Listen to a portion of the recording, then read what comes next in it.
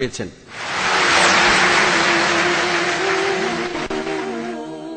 বর্তমানে রাজনৈতিক দলগুলো মুসলিমদের জন্য সংরক্ষিত আসন রাখছে। এখন মুসলিমদের জন্য এমন প্রকারভেদ আমরা কি মানব? কারণ মুসলিমদের মধ্যে জাতিভেদ নেই।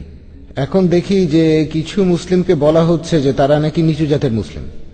ভাই প্রশ্ন করলেন যে কিছু রাজনৈতিক দল মুসলিমদের জন্য সংরক্ষিত আসন রাখছে আর মুসলিমদের কিছু পদবীকে গুরুত্ব দিচ্ছে, আমরা এগুলোকে মানব কিনা। ইসলামে কোনো বর্ণপ্রথা নেই। কেউ যদি বলে আমি মুসলিমদের মধ্যে নিচু জাতের, সেটা ভুল।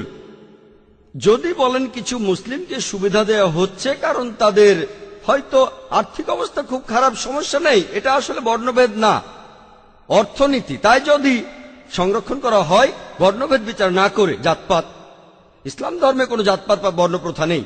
তবে কেউ যদি বলে কিছু মুসলিম যেহেতু তারা গরিব তাদের সাহায্য করেন, কোনো সমস্যা নেই, গরিব মুসলিমকে যাকাত দিতে পারেন।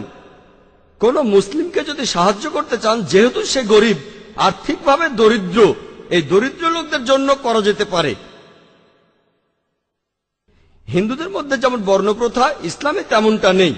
কিন্তু তারা যদি আর্থিকভাবে দরিদ্র হয়, তারা যদি গরিব হয়ে থাকে তাহলে করেন, সমস্যা নেই। কিন্তু বর্ণপ্রথা